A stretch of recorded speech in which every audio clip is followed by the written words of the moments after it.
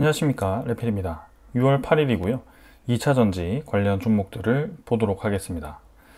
오늘 이제 LG 에너솔루션, 삼성 SDI, 에코프로비엠, 포스코 퓨처엠, LNF 뭐 할 거 없이 SK 이노베이션까지 모두 좀 이제 상승을 하면서 진행이 되고 있는 상황입니다. 우리나라의 이제 정권이 바뀌었고요. 거기에 대해서 이제 새로운 정권이 이 2차 전지에 대한 언급을 강하게 했었습니다. 그러한 이제 기대감으로 좀 이제 상승도 했고요. 최근에 이제 관련된 이제 지수가 코스피가 좀 이제 좋은 움직임을 보이면서 같이 좀 상승하는 그런 모습도 나왔습니다. 뭐 최근에 이제 주가가 올라갔다. 그게 중요한 게 아니라 이제는 2차 전지가 과연 이제 캐즘을 이겨내고 이 상황을 돌파할 수 있을지가 앞으로에 대한 우리 투자의 관건이 될 것 같습니다. LG 에너솔루션은 지금 29만원 정도를 찍었고요. 최근에 이제 굉장히 큰 급락 이후에 오랜만에 나오고 있는 반등세입니다. 미국의 전기자동차 보조금 폐지에 대한 그런 언급으로 좀 크게 하락을 했었고요. 우리나라에 대한 그런 이 2차 전지 투자에 대한 기대감으로 조금 반등을 하고 있습니다. 하지만 사실 추세 자체가 반등을 했다라고 보기는 어렵고요. 전형적으로 5일선, 21선, 61선, 121선이 아주 이 삼지창 모양으로 퍼지면서 내려가고 있는 하락 추세에 아직 들어가 있습니다.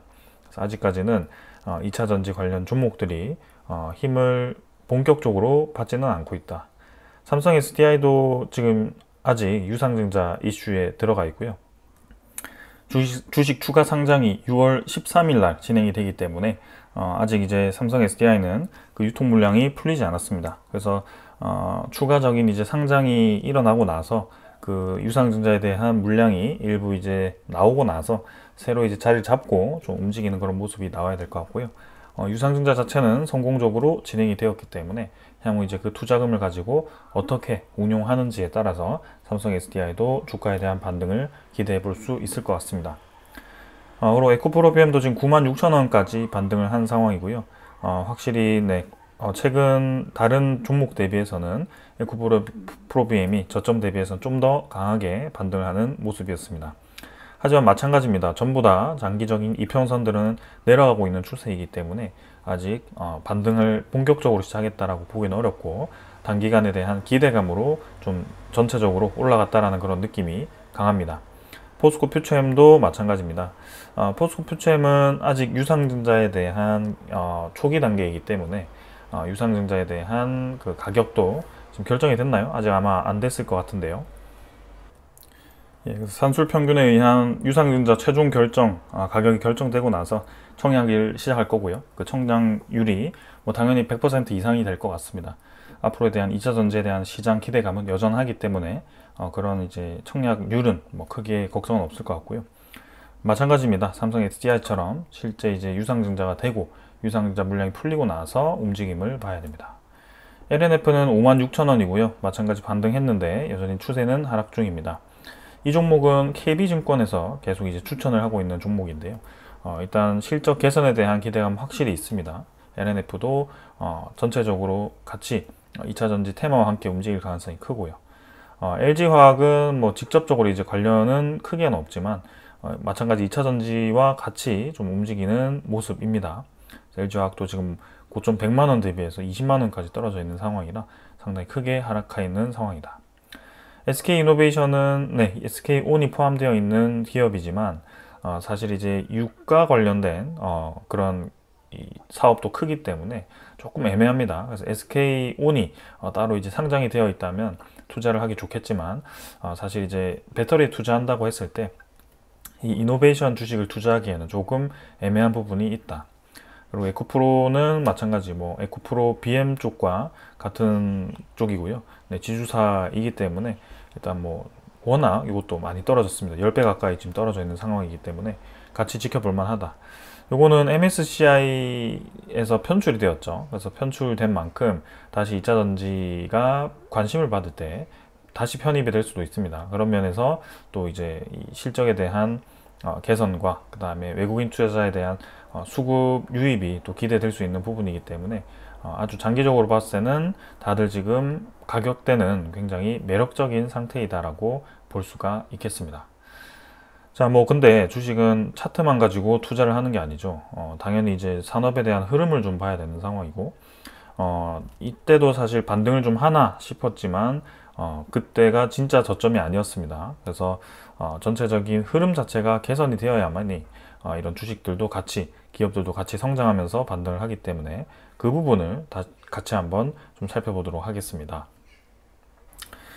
자, 아무래도 지금 이제 연휴 동안 나왔던 소식 중에 주요한 소식이 하나가 있습니다. 머스크가 지금 완전히 열받아가지고 트럼프와 한바탕을 해버렸죠. 근데 트럼프가 지금 머스크와의 관계가 끝났다라고 얘기를 해버리면서 화해를 할 생각이 없는 것 같습니다. 완전히 그냥 손절을 해버린 그런 상황인 것 같고, 다시 한번 인터뷰를 하면서 야당 후보를 지원하면 심각한 결과가 나타날 수 있다. 본격적으로 테슬라를 견제할 수 있다라는 그런 얘기를 압박하는 것 같습니다. 그래서 머스크는 이제 트럼프 공격에 대한 SNS 글을 지우고 거기에 대한 확전을 발을 빼는 듯한데, 지금 이미 건널 수 없는 강을 건너버린 것 같고요. 이 둘 관계가 과연 이제 미국 내에 있는 2차 전지에 대한 사업을 어떻게 또 이제 영향을 줄지는 모르겠습니다. 분명히 테슬라 주가가 지금 급락을 한 상황이고, 거기에 대해서 테슬라 주가가 떨어진 만큼 다음 주 우리나라 2차 전지 관련 종목들도 좀 약세를 보일 가능성도 있습니다.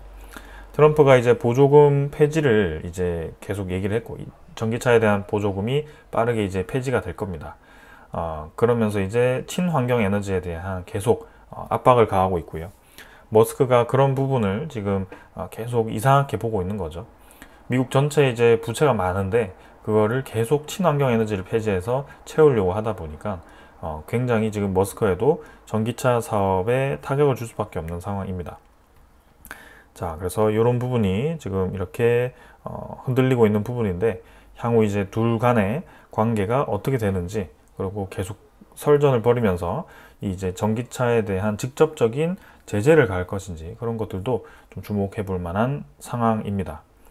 자, 근데 트럼프가 그럼 왜 이렇게 자꾸 전기차에 대해서 압박을 하고 그렇게 진행을 하고 있느냐? 한편으로는 이제 중국 쪽도 우리가 생각해 볼 수밖에 없습니다.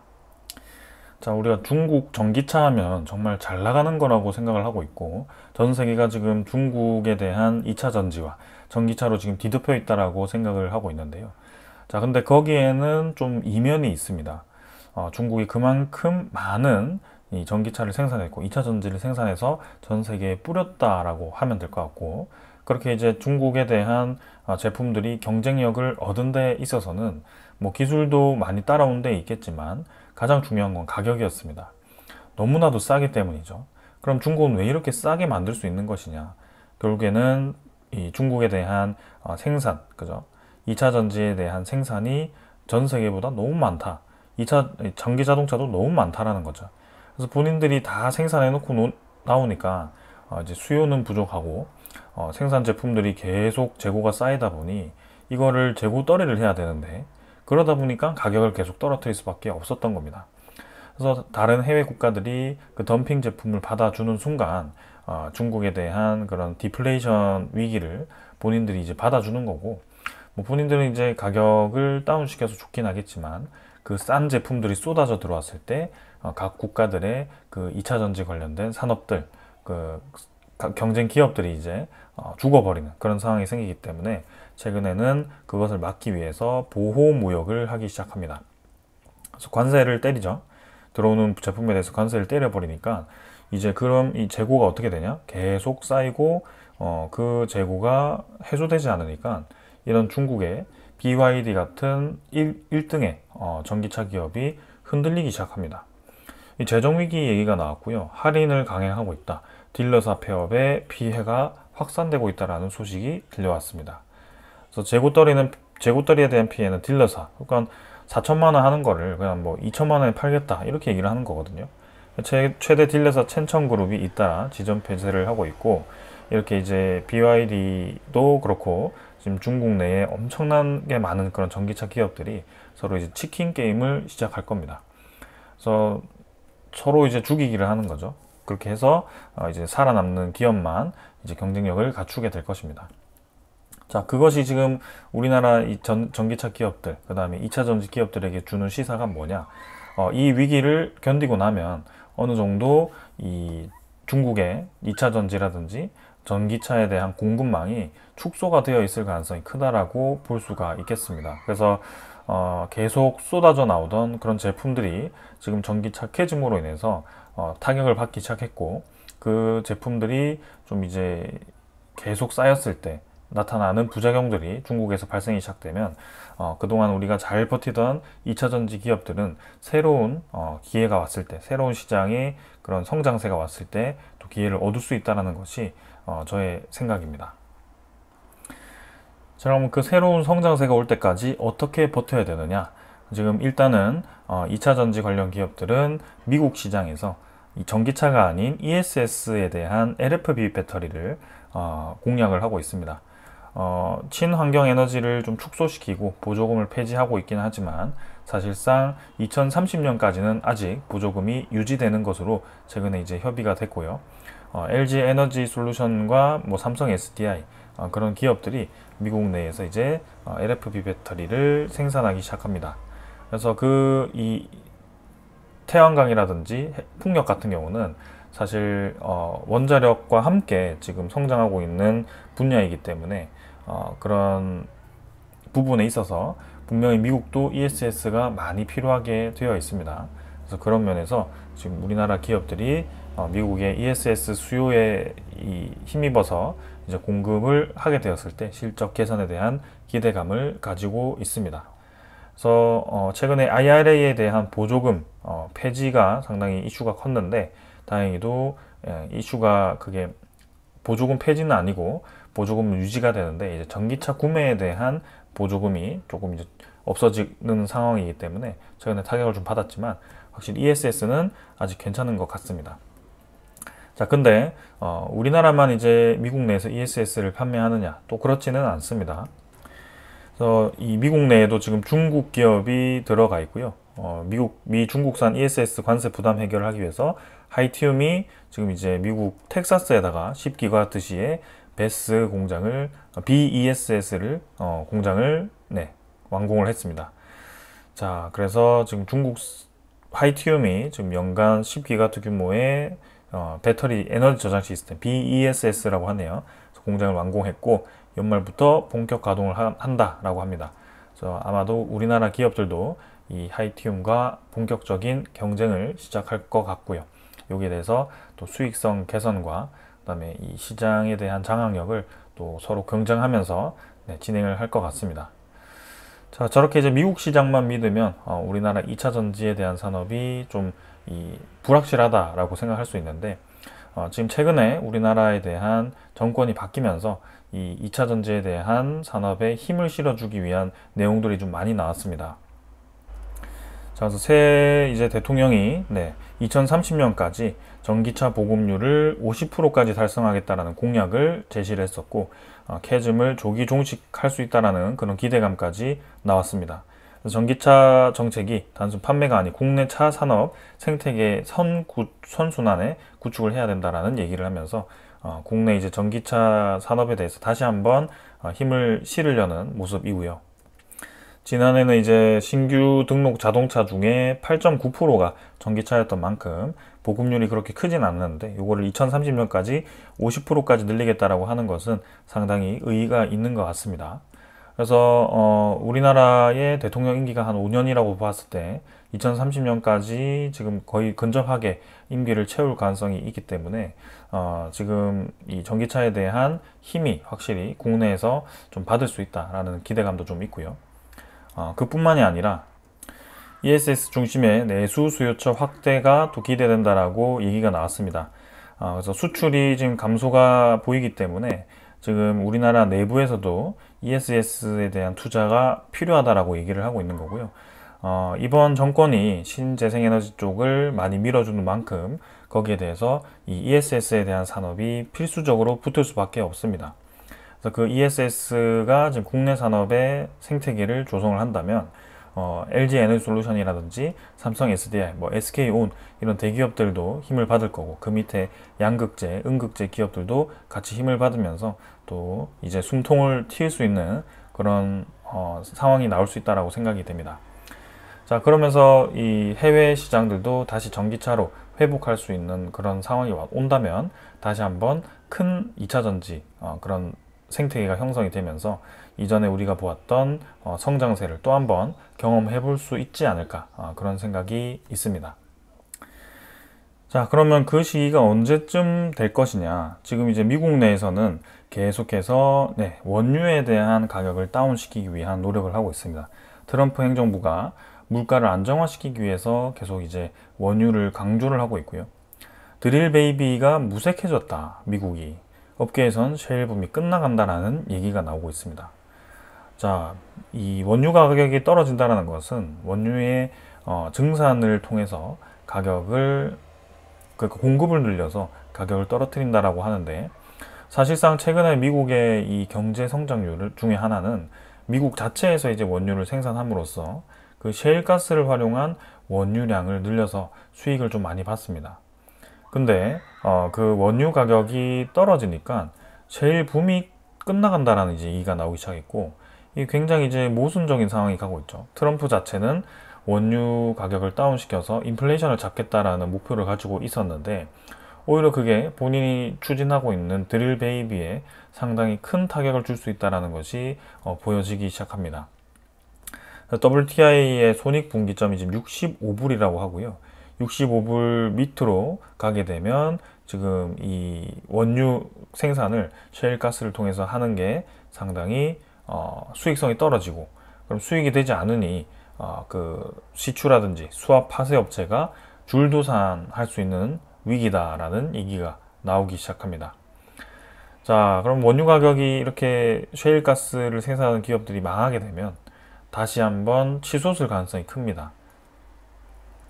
공급망이 깨지고 또 일부 국가에 의해서 원유가 가격이 결정이 된다면 계속해서 원유 가격을 다시 올릴 가능성이 크고요.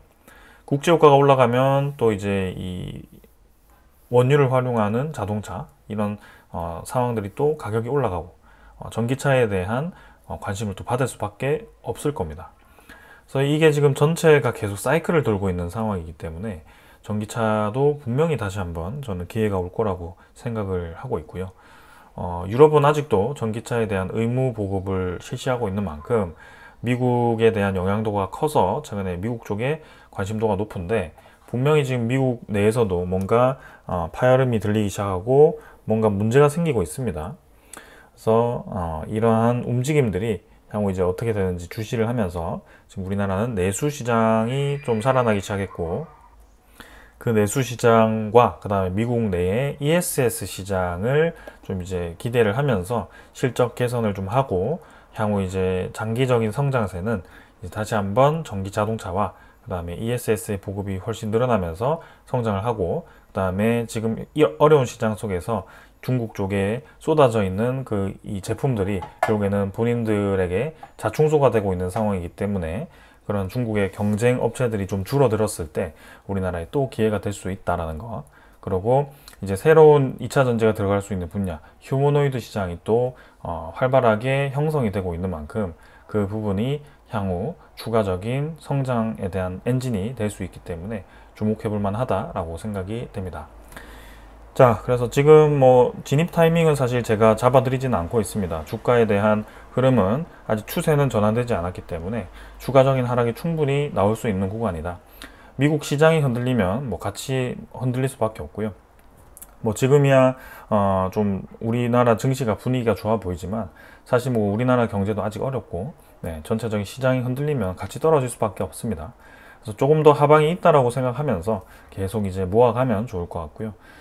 분명히 이제 내년쯤에는 이 상황이 좀 달라져 있을 거라고 좀 생각이 됩니다. 그래서 2차 전지가 다시 힘을 받을 때까지 서서히 아래를 잡아가면서 모아가면 될 것 같고요. 지금은 이 2차 전지 기업들이 하나둘씩 유상증자를 하면서 상당히 좀 이 일반 주주들에게 비친화적인 그 상황이 아닌가라고 생각하실 수도 있겠지만, 결론적으로 보았을 때 그 유상증자 참여가 향후 2차 전지에 새로운 기회가 왔을 때 오히려 단가를 낮게 매수할 수 있었다, 이렇게 또 얘기를 하실 수 있을 겁니다. 그래서 그런 관점에서 장기적인 접근이 필요하고요. 계속해서 주시를 한번 해보도록 하겠습니다. 자, 이 2차 전지 산업과 함께 저는 이제 자동차 산업도 같이 주목을 하고 있고요. 그 자동차 기업도 현대자동차, 기아차 이런 기업들을 주목하고 있으니까 같이 한번 시청해 보시면 좋을 것 같습니다. 자, 오늘 여기까지 하고 마무리하겠습니다. 감사합니다.